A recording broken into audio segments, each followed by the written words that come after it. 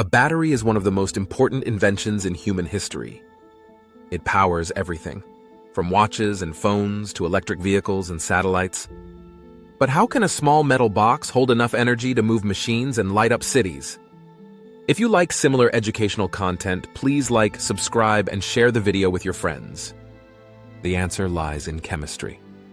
A battery is a chemical device that converts chemical energy into electrical energy through a process called electrochemical reaction. It's not magic, it's pure science. Every battery consists of three essential components: anode, the negative electrode that gives away electrons; cathode, the positive electrode that accepts those electrons; electrolyte, a liquid or gel that allows charged particles, ions, to move between both sides. When a battery is connected to a circuit, electrons start flowing from the anode to the cathode through the device. This flow of electrons is what we call electric current. Meanwhile, inside the battery, ions move through the electrolyte in the opposite direction, keeping everything balanced. That's the invisible process that powers your phone, laptop, or car engine, a tiny stream of electrons moving through materials we've learned to control. Example: the alkaline battery. The typical household battery is the alkaline battery. Inside, a reaction occurs between zinc and manganese dioxide. Zinc releases electrons, manganese dioxide absorbs them, and electricity flows. When the chemical materials are used up, the reaction stops. That's when your battery dies, primary versus rechargeable batteries. There are two main types of batteries: primary batteries, single-use, like AA or AAA batteries; rechargeable batteries, used multiple times, like lithium-ion cells in your phone or car. The difference lies in chemistry. In rechargeable ones, the reaction can run backward when electrical energy is applied. This process is what we call charging. A simple chemical reaction became the foundation of the modern world, making it possible for humanity to store and carry power anywhere. Not all batteries are the same. They may look similar, but inside, their chemistry can be completely different. Each type was designed for a specific purpose, some to deliver massive current instantly, others to store energy for hours. Let's look at the most important ones that shaped modern technology. Lead-acid battery. The pioneer of rechargeable power, invented in 1859, the lead-acid battery is the oldest rechargeable battery still in use today. It powers most cars on the planet. Its construction is simple but effective: anode made of pure lead, cathode made of lead dioxide electrolyte, a mixture of sulfuric acid and water. When the battery discharges, both electrodes turn into lead sulfate and the acid concentration decreases. When it's charged, the process reverses. Lead and lead dioxide are restored, and the sulfuric acid becomes concentrated again. It's heavy, yes, but extremely reliable. That's why your car starts even in freezing temperatures. The lead-acid battery can release huge bursts of current in seconds. Nickel-based batteries. During the 20th century, smaller and lighter batteries became essential for portable electronics. That's where nickel-based batteries came in. The nickel-cadmium NiCd battery used cadmium as the anode and nickel oxide hydroxide as the cathode, with a potassium hydroxide electrolyte. They were durable, but suffered from the infamous memory effect. If you didn't discharge them completely before charging, they slowly forgot their full capacity. Later came the nickel metal hydride battery, a cleaner and more efficient replacement that uses hydrogen-absorbing metal alloys instead of toxic cadmium. NiMH cells store more energy, have longer life cycles, and are safer for the environment. For years, they powered everything from cameras to hybrid cars like the early Toyota Prius. Lithium-ion battery. The heart of the modern world. Today's world runs on lithium-ion batteries, from smartphones and laptops to electric bikes and Tesla cars. Each lithium-ion cell has an anode made of graphite, a cathode made from metal oxides, like lithium cobalt oxide, lithium iron phosphate, or nickel manganese cobalt, an electrolyte filled with lithium salts in an organic solvent. When the battery discharges, lithium ions move from the anode to the cathode through the electrolyte, while electrons travel through the external circuit, That's the current that powers your device. When charging, the ions move back to the anode, restoring the original chemical balance. Why lithium-ion rules today: high energy density, huge power in a tiny space. Lightweight lithium is the lightest metal. Low self-discharge, they lose very little energy over time. No memory effect, you can charge them anytime. But they're not perfect. They can overheat or even explode if overcharged or damaged. That's why every lithium-ion battery includes a BMS, battery management system, a small circuit that controls voltage, temperature, and current, keeping it safe. Lithium-polymer, the flexible evolution, the LiPo battery, is a modern variant of the Li-ion cell. It uses a gel-like or polymer electrolyte, making it lighter, thinner, and more adaptable in shape, perfect for smartphones, drones, and wearables. They can pack a lot of power, but they need careful charging. If mishandled, they can swell or ignite. From heavy lead-acid blocks to feather-light lithium cells, the goal has always been the same: turn chemistry into usable electricity. What's changing is how efficiently and safely we can do it. Every modern battery, whether it's in your phone or in an electric car, is a masterpiece of engineering and chemistry. It has to be powerful, safe, long-lasting, and precise down to the micrometer. Let's look at how a battery is built, how it charges, and why it eventually wears out. How batteries are made. Precision at the atomic level. The process starts with the creation of electrodes, the anode and cathode. Each one is made by coating thin metal foils, usually copper and aluminum, with a fine paste containing the active materials. Mixing powders like lithium cobalt oxide, for the cathode, or graphite, for the anode, are blended with binders and solvents into a smooth slurry. Coating, this slurry is spread onto the metal foil in a thin, even layer. Drying and cutting, the coated foils are dried and cut into precise shapes. Stacking or rolling, the layers of anode, cathode, and separator are wound or stacked together, depending on the design: cylindrical, prismatic, or pouch cells. Electrolyte filling. The battery is filled with liquid or gel electrolyte, which allows lithium ions to move freely between electrodes. Sealing and formation. Finally, the battery is sealed, charged for the first time, and tested. All this happens in clean rooms with no moisture or oxygen because lithium reacts violently with water and air. Even a microscopic impurity could cause a short circuit or an explosion. How charging works.